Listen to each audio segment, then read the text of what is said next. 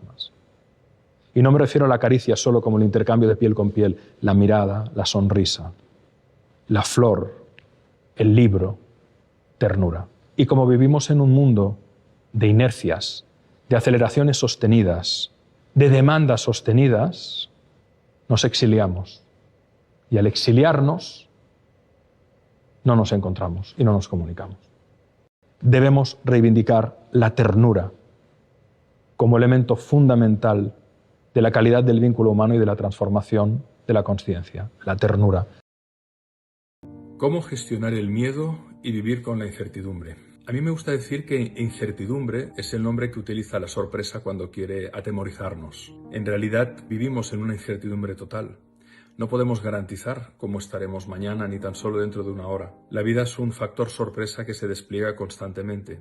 Si le llamamos incertidumbre parece que nos da un poco más de miedo. Si le llamamos sorpresa parece que nos abrimos más a la posibilidad de aquello que nos pueda gratificar agradablemente. En cualquier caso, ¿qué habilidades debería tener un buen líder? El buen ejercicio de liderazgo no pasa en absoluto por hacer de capataz, sino por permitir que las personas que están contigo puedan llegar a ser quienes están llamadas a ser. Puedan desarrollar todo su potencial de inteligencia, de conexión, de creatividad, de realización. Porque al crecer todos, la transformación es mucho más poderosa. Por eso me encanta la palabra servir. Creo que liderar es servir. Liderar es amar. Al final, si tú aprendes el oficio que quieres desarrollar, si tú vas desarrollando tu consciencia, tus capacidades, si tú te liberas de esas falsas creencias, tú conquistarás así tu libertad vital. Porque la libertad vital...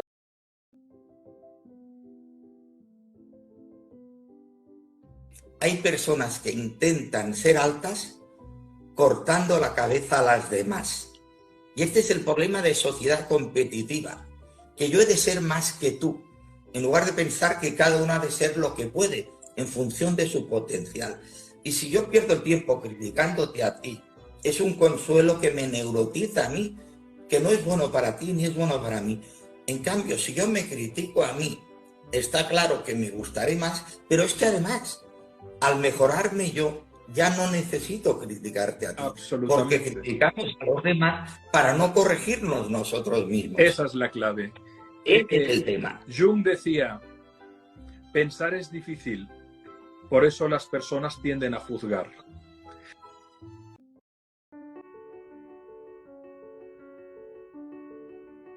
El león y el tigre son más fuertes que el lobo, pero el lobo nunca está en el circo. Afuera lo que manda es el músculo, pero adentro lo que manda son los principios. Porque hablamos de tener presentes a los ancestros, pero en realidad es recuperar la singularidad, la originalidad de ese niña o niño interior que era antes de ser corrompido por las creencias introyectadas a golpes de mazo. Yo no quiero estar en la colmena. Yo no quiero que me pongan un uniforme y ser de la tribu. Yo no quiero tribu.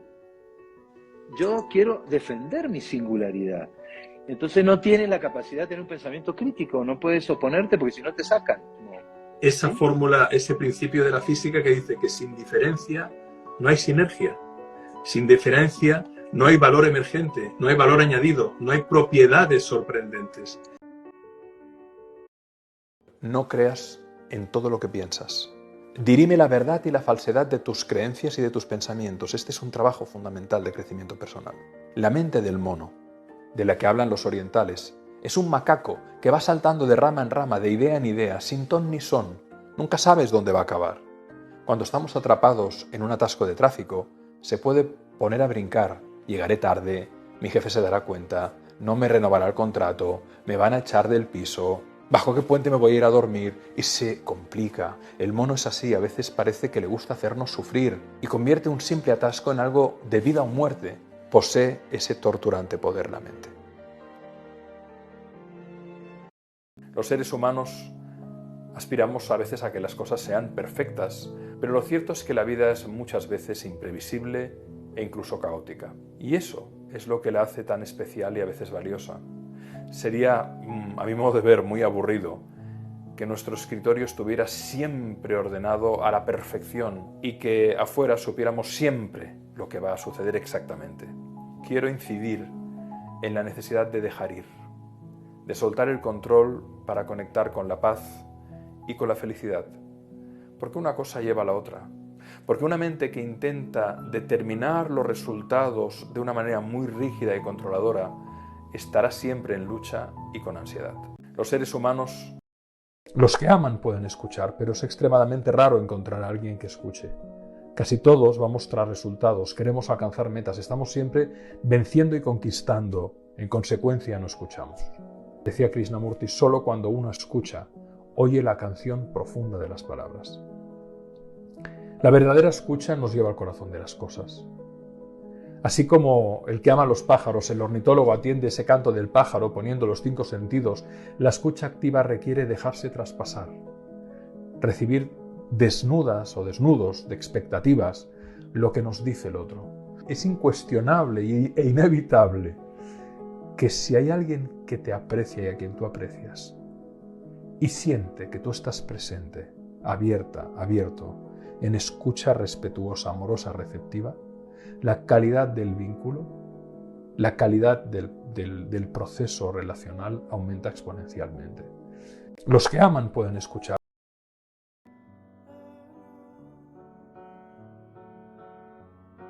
Que muchas personas, porque han sufrido, creen que han aprendido. Cuando uno no aprende porque sufre, sino que aprende si aprende de lo que sufre. Y ahí Por hay un eso punto clave, querido maestro, que qué importante es la reflexión y la humildad, ese diálogo interior, esa reflexión y esa quietud, porque no puede haber sabiduría sin reflexión, no puede haber reflexión sin quietud. Exactamente. Por eso Huxley decía que la experiencia no es lo que te sucede, sino lo que tú haces con lo que te sucede. Los seres humanos aspiramos a veces a que las cosas sean perfectas, pero lo cierto es que la vida es muchas veces imprevisible e incluso caótica. Y eso es lo que la hace tan especial y a veces valiosa. Los seres humanos... Como decía antes, creo que hay un factor fundamental, que es el contagio, el entusiasmo. No puede haber aprendizaje sin entusiasmo. Se habla mucho en el aprendizaje de la cultura del esfuerzo, pero creo que es un grave error. Porque el esfuerzo en sí mismo, solo el esfuerzo, no es un valor final, es un valor instrumental. El esfuerzo es un instrumento. Por lo tanto, creo que como clave de aprendizaje estaría el entusiasmo, la pasión, el esfuerzo, pero el esfuerzo combinado con algo fundamental, que es la alegría y el reconocimiento. Pensemos de nuevo en aquellas maestras y maestros que han sido los mejores que hemos tenido en nuestra vida. Y veréis que invariablemente nos invitaban seguramente al esfuerzo, pero ¿desde dónde? Desde el contagio de la alegría, desde el contagio de la pasión, desde el reconocimiento. Como decía antes, creo que hay un factor fundamental. Creo que amar son 3 cosas. La primera es la voluntad de comprender la singularidad del ser y sus circunstancias. Tú amas a alguien cuando tienes la voluntad de comprenderle o de comprenderla, mismo si no lo comprendes, pero tienes la voluntad. Amar es cuidar, amar es hacer algo que sea coherente con lo que le declaras. No tiene ningún sentido que tú proclames el amor a alguien si no hay un comportamiento observable. Y ahora voy a tu respuesta. Y amar es inspirar, para ayudar al ser amado a que construya nuevas realidades objetivas, que pueda llevar a cabo un proyecto, que pueda superar un examen, que pueda hacer un buen trabajo de investigación, que pueda darse el permiso de hacer algo que le da miedo, pero inspirar también para nuevos sentidos a la vida.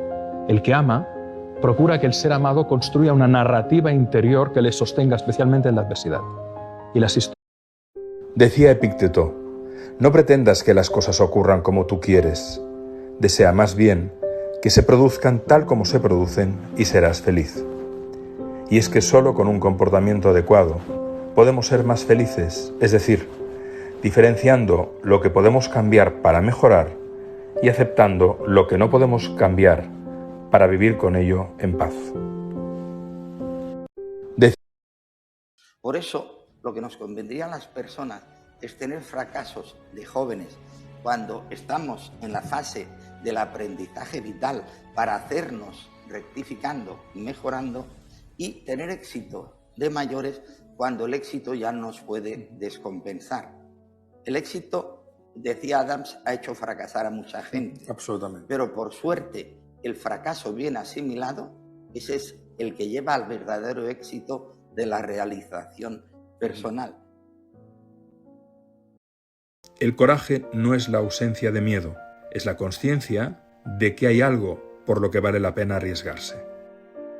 El coraje no es la ausencia de miedo, es la consciencia de que hay algo por lo que vale la pena arriesgarse. Yo creo que algo fundamental es mirarle a la vida a los ojos, mirarle a la vida a la cara. Aunque te dé miedo, mirarle a la vida a la cara. En los 7 poderes escribí como metáfora que el dragón se convierte en unicornio cuando te acercas a él, ¿no? Es la metáfora del espantapájaros del laberinto de la felicidad, ¿no? El espantapájaros se clava en el lugar del campo donde está la mejor fruta. Si el pájaro lo supiera, iría al espantapájaros. Y la vida es eso, ¿no? Mirarle a la vida a la cara, sabiendo que te tocará lidiar con circunstancias no difíciles, a veces extremadamente difíciles y a veces combinadas. Es decir, bueno, ¿qué más puede pasar, no? ¿Qué más puede pasar? Yo creo que algo fundamental es mirarle a la vida a los ojos, mirarle a la vida a la cara. El único camino a la felicidad es dejar de preocuparnos por las cosas que escapan de nuestro control y voluntad, como decía Epícteto. Epícteto era el filósofo de la no preocupación. Comprendió que para alcanzar la felicidad no solo debemos desapegarnos de lo material, sino también de nuestros pensamientos dolorosos que se generan tantas veces automática e inconscientemente. Según Epícteto, necesitamos aprender a deshacernos de las preocupaciones que solo añaden un peso innecesario a nuestra vida.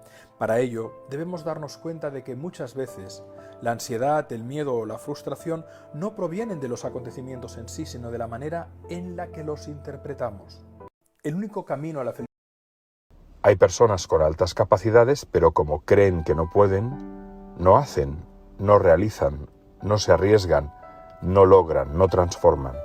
En cambio, hay personas que a lo mejor no tienen unas capacidades naturalmente tan dotadas, pero tienen un conjunto de creencias en las que se dan el permiso de poder transformar su realidad. Es cierto, no vivimos a la altura de nuestras capacidades, vivimos a la altura de nuestras creencias, con lo cual tenemos que poner el foco en liberarnos de esas creencias que nos limitan. Pues lo que creemos de nosotros mismos, de los demás y de la vida, tiende a ser lo que vamos a crear y puede convertirse en nuestra realidad vivida. Hay personas con altas capacidades, pero como creen que no pueden, no hacen, no realizan, no se arriesgan, no logran, no transforman. Es mucho más inteligente buscar la aproximación basada en el que si tú estás bien, yo estoy bien. Oscar Wilde decía que el egoísmo verdaderamente inteligente consiste en procurar que los demás estén muy bien para poder tú estar algo mejor. De vez en cuando hay que descabalgar de nuestros problemas, levantar la mirada al cielo, a nuestros sueños, a las cosas buenas que hemos vivido y sobre todo detenernos a respirar. De vez en cuando hay un libre albedrío. Es decir, al límite, ¿verdad? Sí. Hay 2 maneras de enfrentar la vida. La primera, desde la inercia, asumiendo que no podemos hacer nada, resignándonos. Y eso fácilmente nos lleva a posiciones de victimización, de resignación, de abandono. Y la otra diciendo, ¿qué puedo hacer, por pequeño que sea, para crear una circunstancia que facilite la emergencia, el surgimiento, el florecimiento de algo distinto en mi existencia? Cuando tú tienes el coraje de cuestionarte y de decir, porque lo repetimos 1000 veces, yo creo que las cosas hay que repetirlas porque es como quedan. Coraje no es ausencia de miedo, es consciencia de que vale la pena arriesgarse. Puede haber una predisposición, puede haber una dotación genética como lo hay para la altura, los ojos azules, la facilidad de hablar, de jugar a fútbol, todos tenemos dones. Pero lo que es importante es darnos cuenta de que al final la transformación vital es un trabajo, es un arte, es un trabajo. Por eso Séneca, otro gran estoico, decía, mientras vivas, ¿qué? Sigue aprendiendo a vivir. La competencia es necesaria para nuestra propia excelencia. Competir con nosotros mismos. El objeto de competencia soy yo. Yo tengo que superar mis umbrales de máxima incompetencia. Pero si te comparas siempre pierdes. En realidad lo importante muchas veces no es solo ser el mejor, sino ser distinto. La comparación nos tiene que servir para dotarnos de excelencia, pero no para destruir al otro. Cuando tú de alguna manera eres capaz de decir una verdad a alguien, o de soltar algo, un secreto que tú no te atrevías a soltar, os ha pasado que conectas con una profunda paz. Por eso Yeshua, Jesús de Nazaret, decía: la verdad os hará libres, porque la verdad... El lenguaje de la realidad es la acción, y no puede haber transformación si no tomamos acción. De nada sirve la reflexión si no hay acción. De nada sirve la valentía interna si no la movilizamos en un proceso que realmente nos moviliza integralmente, moviliza nuestro espíritu, nuestra mente, nuestro cuerpo, nuestra acción cotidiana, nuestra determinación y nuestras emociones. El lenguaje de la realidad es la... Cuando somos adultos, nuestra autoestima mejora a partir de nuestro autoconcepto. Si la autoestima es cuánto nos queremos, el autoconcepto es cuánto nos valoramos. Y nos valoramos más en la medida en que sentimos que aportamos valor al mundo, que somos útiles, que crecemos internamente porque nos preparamos y formamos, que podemos hacer frente a desafíos que a lo mejor hace 1 año o 2 o 3 o 5 nos parecían imposibles. Cuando tu autoconcepto mejora, es decir, cuando tú te valoras más porque humildemente te trabajas y te das al mundo, tu autoestima crece. Cuando somos adultos, nuestra autoestima mejora a partir de nuestro autoconcepto. Si la autoestima... Fíjate que la gente confunde la aceptación con la resignación.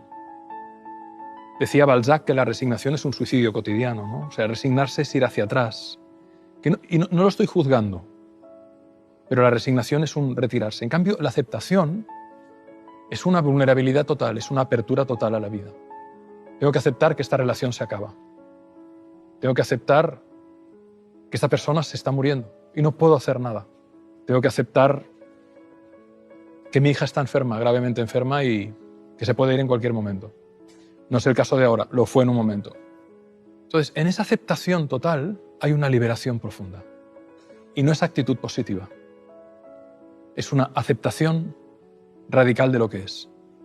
Jung, el gran psicólogo, decía: lo que niegas te somete, lo que aceptas te transforma. Fíjate que Liderar es servir. Liderar es dar alas. Liderar es propiciar el efecto Pigmalión, la profecía que se autocumple, desde una mirada apreciativa. Liderar es tratar a esa persona para que pueda llegar a ser más de lo que incluso esa persona que cree que es. Liderar es hacer uso de ese argumento de autoridad que nos es dado para el otro, para darle alas al otro y hacerle crecer en su valor para que conjuntamente, desde nuestra inteligencia colaborativa, seamos capaces de crear más valor. Liderar. A veces nos olvidamos de poner luz a la vida. Es curioso que, según la teoría de la percepción, se ve mucho más un punto negro sobre un fondo blanco que un puntito blanco sobre un fondo negro. Nos fijamos más en el desprecio, la crítica, los defectos que nos dicen que tenemos, que en tantas cosas buenas que hemos tenido que poner en práctica para llegar hasta aquí. A veces relajar nuestro date prisa, darnos el permiso de darnos tiempo, es en sí mismo muy liberador y paradójicamente es un acelerador del proceso de duelo. Cuando tienes un dolor, el que sea, y dices quiero estar bien, quiero estar bien, quiero estar bien, maldita sea este dolor, el querer tener prisa por resolver un proceso de tristeza, por resolver un proceso de duelo, es un bloqueo al proceso. El date prisa es un bloqueo al proceso. Por lo tanto, qué importante decir, me permito, o sea, tengo tristeza, me permito la tristeza, me permito el llanto, date el permiso de sentir. Y en ese darte el permiso de sentir se descongelará el duelo. A veces, relajar. Yo creo que hay una diferencia enorme entre saber y creer. Todo el mundo sabemos que nos tenemos que morir, pero casi nadie se lo cree. Quien se lo cree porque le ha tocado la muerte cuando no toca y como no toca, vive la vida de una manera muy distinta. El saber es fundamental, pero el creer puesto al servicio de la inteligencia, de la confianza, de crear un vínculo potente, hace una trenza poderosísima con el saber. Por eso me gusta mucho esta frase de Virgilio: pueden porque creen que pueden. Yo creo que hay una diferencia enorme entre saber y sobre todo hay algo que a mí me ha venido muy bien, no solo en el ámbito de escribir, sino en el ámbito de comunicar, hablarle al amigo. Yo tenía pánico a hablar en público. La primera vez que di una clase, era profesor ayudante en ESADE, y me invitaron a dar una clase a personas mucho mayores que yo tenía 21 años. Se me secó la boca de tal manera que a los 20 minutos no podía hablar. Tenía pánico, pero pánico, recuerdo las gotas de sudor frío cayendo. Y dije, esto no puede ser. Y entonces pues hice un taller de psicodrama con un gran maestro y me di cuenta que proyectaba todo mi miedo al otro, ¿no? Y me di cuenta que era tan simple como hablarle al amigo. Es como cuando tienes Tener hermanos de sangre, primos de sangre o incluso padres y madres que te están drenando y chupando la sangre, el hecho de que tú hayas nacido de ellos no quiere decir que le debes la vida. La vida no se la debemos a nadie. Podemos honrarla y podemos agradecerles, pero no tenemos por qué sostener relaciones que nos acaben matando, más si tenemos hijos. Podemos romper una cadena y podemos mostrar a nuestros hijos que hay maneras de vivir desde la conciencia, el respeto y el amor que no pasan por la manipulación, aunque sean familia. Tener hermanos de sangre, primos de sangre. A los hijos se les tiene que educar y formar, y se confunde la educación con la formación.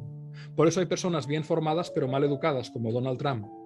Y por eso hay personas bien educadas pero mal formadas, como los hijos de una guerra civil española que no pudieron ir a la escuela y que fueron personas tremendamente educadas desde los valores y los principios para tirar adelante, pero que no tuvieron el privilegio de acceso a una buena formación. Entonces, muchos padres y madres han delegado en las escuelas la educación. No, en la escuela te tienen que formar y en la casa tenemos que educar. En la escuela... Y debemos diferenciar metas de sistemas. Las metas son el resultado de lo que quieres obtener. Los sistemas son los procesos para alcanzar esos resultados. Por lo tanto, el primer pensamiento es que no son los hechos los que nos hacen sufrir, sino nuestra visión de los hechos. Hay una gran frase del sabio Epícteto que dice así: no son las cosas que nos pasan las que nos hacen sufrir, sino lo que nosotros nos decimos sobre esas cosas. Los estoicos pensaban que podemos transformar nuestras emociones al comprender cómo se relacionan con nuestras creencias y actitudes. A menudo, lo que nos hace sufrir... No prediques, tus hijos te están mirando. El liderazgo empresarial, no prediques, tu equipo te está mirando. Se resume aquí, se resume así. No prediques, te están mirando. Dice Woody Allen, las cosas no se dicen, se hacen. Porque al hacerlas, se dicen solas. Y como publiqué en La Brújula Interior hace ya más de 20 años, en mi libro La Brújula Interior, la pregunta clave es ¿qué quieres ser?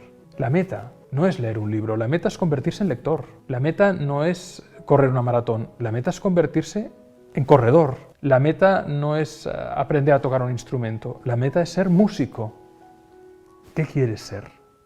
Porque ¿Por qué se rebelan los adolescentes? Porque en el fondo, ¿qué quieren? Entre el dolor y la nada, prefiero el dolor. Si papá y mamá me ignoran, la lío parda. Porque en el fondo lo que quiero es que me miren, lo que quiero es que me hablen. ¿Qué es un grito sin una palabra intensa? Muchos adolescentes juegan psicológicamente en el papel de perseguidores desde su niño rebelde, porque en el fondo quieren tu atención. Atención que sienten que no tienen en suficiencia. Por otro lado, no pretendamos corregir a los 15 años lo que no hemos arreglado desde el año hasta los 15 años. Porque si al niño o a la niña le has dejado hacer y de repente cuando mide 1,85 m y pesa 90 kilos, te dicen no me da la gana, tienes que ir a juzgado de guardia porque antes no te has hecho valer, no te has hecho respetar como padre o como madre y has confundido la complacencia con la negligencia. ¿Por qué se revela?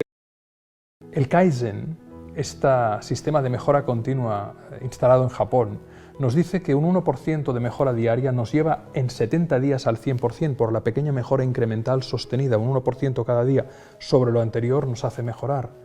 Lo que empieza como una ganancia muy pequeña puede acumularse con el tiempo y entonces en 70 días hemos pasado a un 100% de mejora, pero en 100 días a un 170% porque la curva es exponencial. Por eso es tan importante que tomemos conciencia de que a veces la cultura de inmediatez, del premio inmediato, no nos lleva a ningún sitio. La mirada a largo plazo, la perseverancia, el ahorro de un poquito cada día, la mejora de un poquito cada día, ir al gimnasio a menudo, cuidar la dieta cada día, puede a la larga generar un cambio radical en quién somos. Como decía mi abuela Carmen, si quieres conocer de verdad a alguien, tienes que comer muchos kilos de sal junto a ella o él.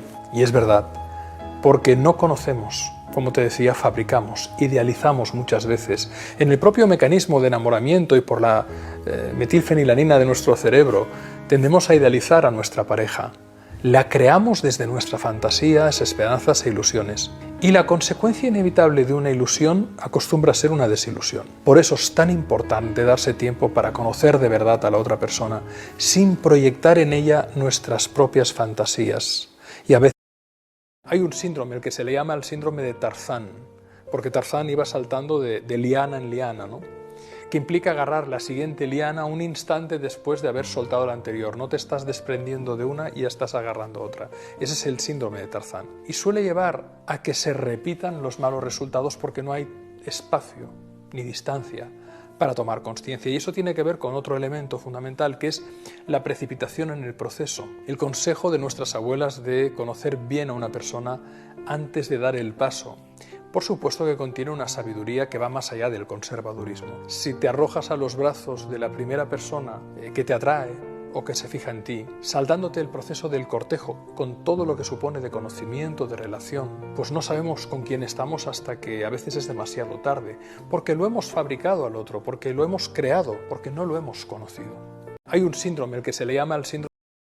Otra trampa, otro error es el tópico de buscar la media naranja. Según el psicoterapeuta José María Doria, esta idea preconcebida anticipa el apego y la dependencia, además de ser una visión irreal que frustrará una relación sana y completa. Cada persona es única, cada persona es una naranja completa que elige vivir con otra naranja también entera. Porque si buscas una media naranja que te complete, probablemente entrarás en una relación simbiótica, y toda relación simbiótica a la larga es asfixiante. Porque no es una relación entre dos adultos, es una relación entre una niña y un niño, entre dos niños, dos niñas, da igual, que no tienen madurez y que se sienten cojos, vacíos, en falta, descompensados si la otra persona no está. Otra trampa, otro error es el tópico de buscar la media naranja.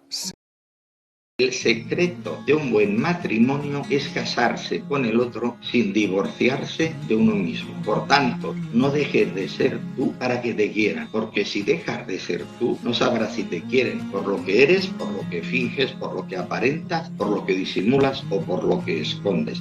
El secreto de un buen Frases en la línea de Sin ti no soy nada o Te doy mi vida entera, que forman parte también del cancionero popular, incluso de cantantes tan lúcidos como Sting, que dicen en Every Breath You Take, oh can you see you belong to me, es decir, oh tú puedes ver, tú eres mía, me perteneces. Sentidos de posesión, te doy mi vida, me muero sin ti, derivan a la larga en relaciones asimétricas o directamente destructivas. El amor no puede nacer de la desesperación, sino ser un acto en el que hay una compensación, hay un encuentro de ganar-ganar, hay un encuentro de ganar ambos, un acto de colaboración en el que cada cual sabe poner su parte. Bucay, parafraseando a Albert Camus, decía: no camines delante de mí porque no podría seguirte, no camines detrás de mí porque podría perderte, no camines debajo de mí porque podría pisarte, no camines encima de mí porque podría sentir que me pesas, camina a mi lado porque somos iguales.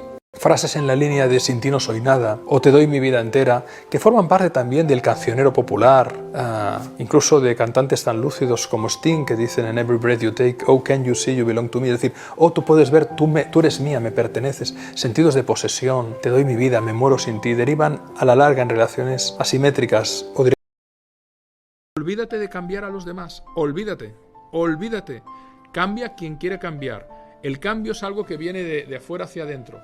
La transformación es algo que surge de dentro hacia afuera. La transformación es mucho más potente que el cambio.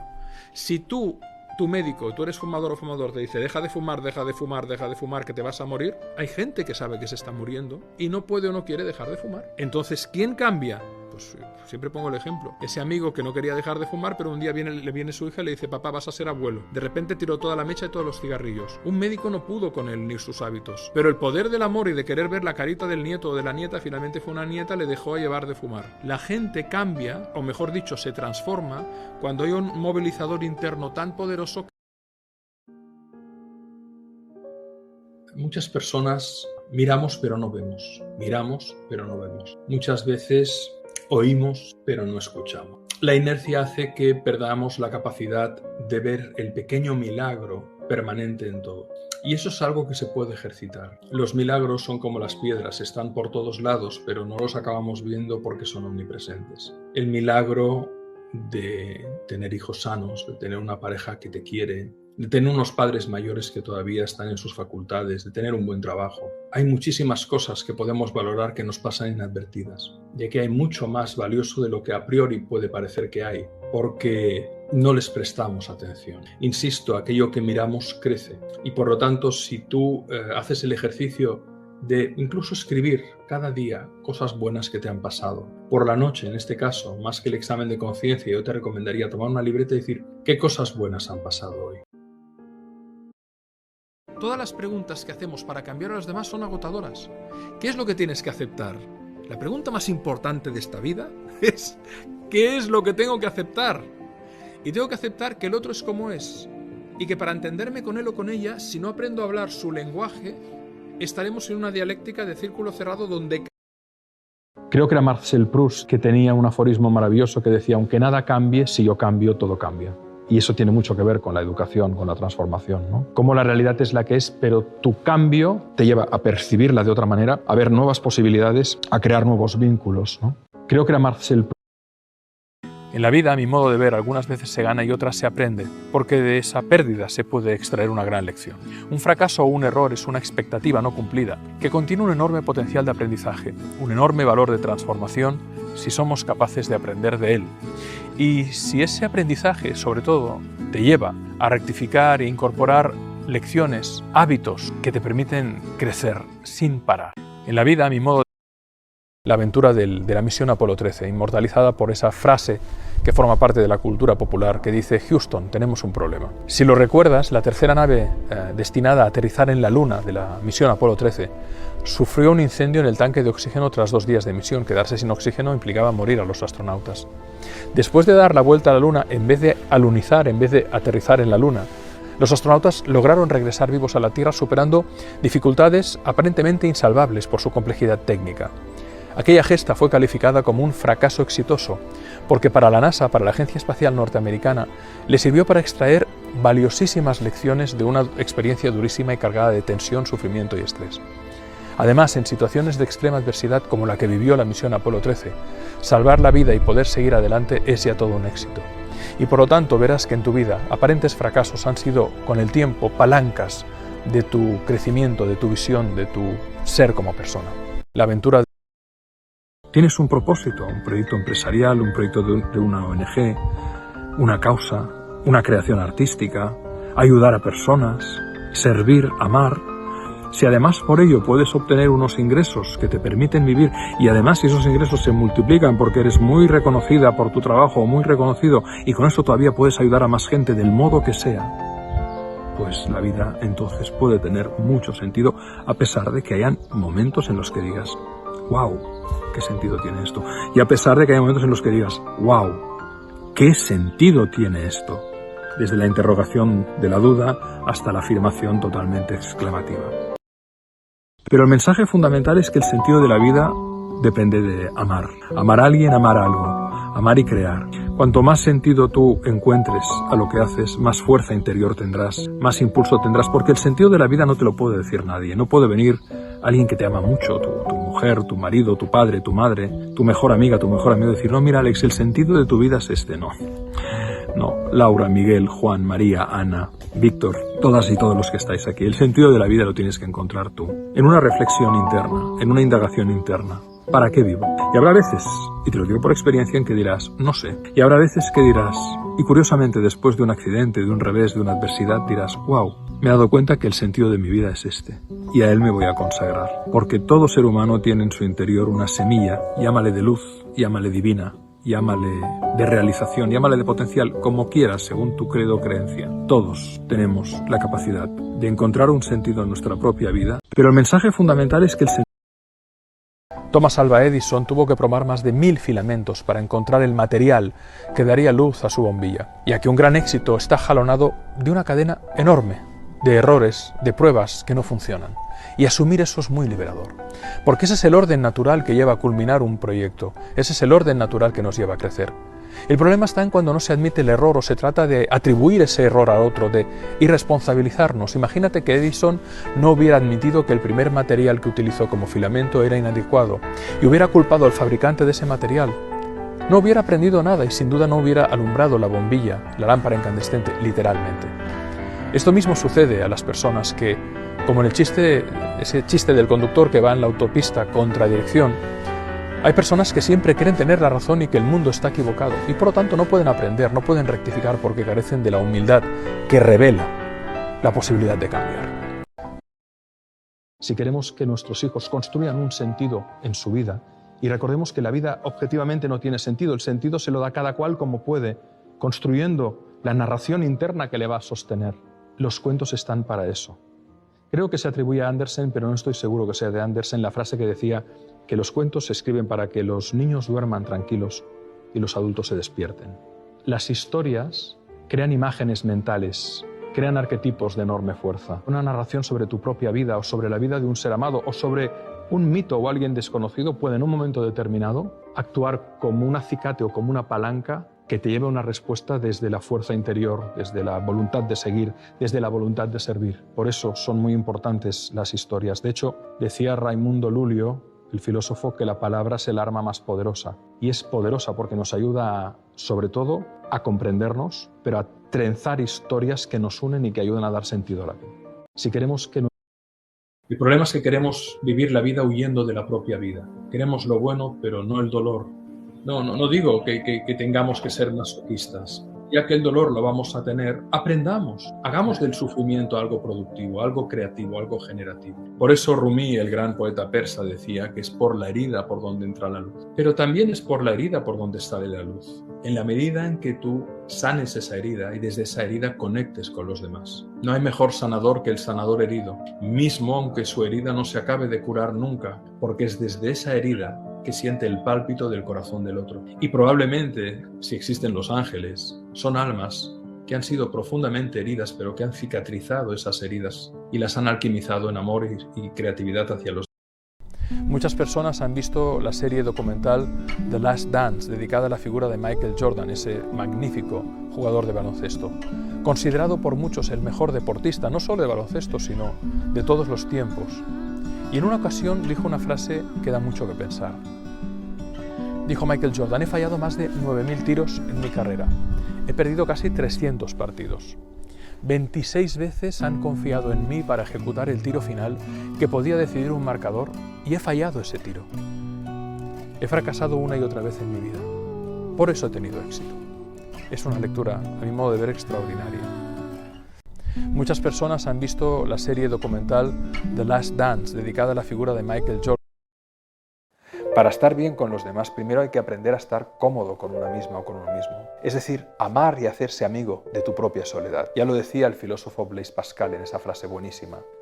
Todas las desgracias del ser humano se derivan del hecho de no ser capaz de estar tranquilamente sentado y solo en una habitación.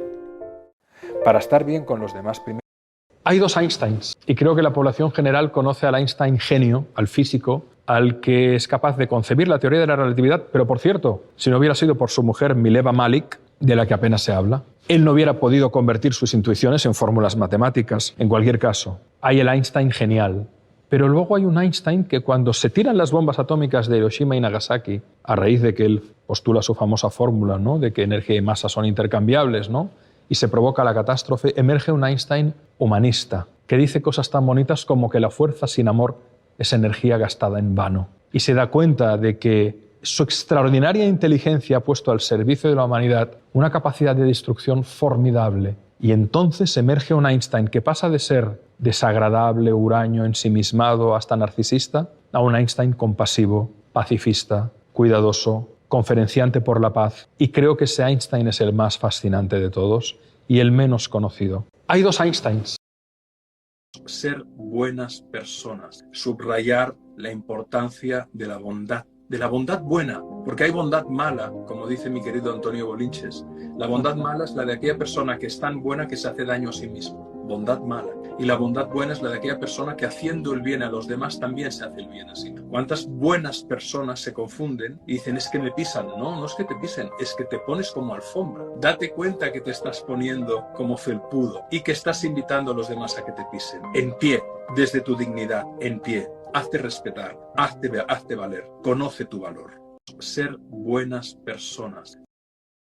No puedes cambiar lo que no te pertenece. Y muchas madres y padres se piensan que sus hijos les pertenecen con 18 años o con 16. No te pertenecen. Acepta que es una persona autónoma e independiente, que tú le quieres lo mejor para él, pero no te pertenece. No es tu hijo en un sentido de propiedad, no es un brazo tuyo, aunque lo vivas como tal a veces. Por lo tanto, el estoicismo dice hay que distinguir lo que depende de uno mismo y lo que está fuera de nuestro control. Si no hacemos aquello que debemos hacer, estando en nuestra mano hacerlo, estamos desatendiendo nuestra vida y la responsabilidad que tenemos sobre ella. Es decir, cuidemos nuestra vida, cuidemos nuestro jardín, tengamos limpio y en orden nuestra casa, interior y exterior. Y esto me hace pensar en una de mis oraciones favoritas, que tiene mucho que ver con una meditación de Marco Aurelio. Dice, la sabiduría es el arte de dirimir lo que podemos cambiar de lo que no podemos cambiar. Marco Aurelio. No puedes. Cuando materializas mucho la vida, la complicas. Y eso lo tengo muy claro. Si yo veo a personas que tienen recursos y que han comprado un montón de coches, son esclavos de los coches. Pueden disfrutarlos, claro que sí, pero al final, cuidado. Y en este sentido, esta idea del estoicismo me parece muy interesante, porque lo material no provoca una alegría duradera. Lo espiritual, lo emocional, lo intelectual, sí. Cuando materializas mucho la vida, la complicas. Y eso. Pero lo más poderoso es el amor. El amor entendido como la voluntad de cuidar. Me refiero sobre todo a filia y agape, es decir, la compasión, la empatía, la resonancia emocional, ¿no? Antoine de Saint-Exupéry decía, si queremos un mundo de paz y de justicia, debemos poner la inteligencia al servicio del amor. Entonces, y San Agustín afirmaba, ama y haz lo que quieras. No en el sentido de haz lo que te dé la gana, no, haz lo que amas. Creo que realmente, si queremos crear un futuro distinto, debemos poner énfasis. El inicio y el final del camino es el respeto a la dignidad de la vida. Y como dice Emilio Lledó, hay que amar la vida, pero no solo la propia. Hay que amar la vida, toda forma de vida. Y ese sería el espíritu que deberíamos transmitir a nuestros. Porque quien ama es curioso, quien ama es creativo, quien ama se entrega. Pero lo más poderoso es el amor entendido. Tú mereces, tú que me estás escuchando, tú mereces estar con alguien que te valora, que se fija apreciativamente en tus bondades, en tu lucidez, en tu generosidad, en tu inteligencia, en la belleza de tu alma, en la belleza de tu cuerpo, y que te reconoce, y que te besa, y que te mima, y que te agradece, y que te acaricia. ¿Por qué negarte a eso? ¿Y por qué sostener relaciones con alguien que te chulee, que te desprecie, que meta porquería en tu vida? No. Lo que pasa es que esto no nos lo enseñan en la escuela, ni tan solo en la universidad, y aprendemos a bofetadas vitales. Tú mereces. Yo observé una vez en un partido de fútbol de mi hijo que uno de sus amigos, y era muy fuerte físicamente y era el mayor realizador, pero invariablemente en cada partido se caía y salía dañado. Y pensaba, aquí hay un hechizo. Este niño le llamaremos Rubén, su nombre no era Rubén, siempre se cae. Y un día descubrí el hechizo. Su padre antes del partido le dijo, venga Rubén, vuélvete a caer, torpón. Y a los pocos minutos se cayó. Entonces yo le pedí a este señor que fuéramos a tomar algo juntos. Te voy a decir algo porque quiero mucho a este niño y creo que es importante que tomemos conciencia de que cada vez que juega sale sangrando, ¿no? Y me decía, se cae porque es torpe. Y le dije, no se cae porque sea torpe, se cae porque te ama. Y tú le dices, sé un sapo, y se convierte en sapo.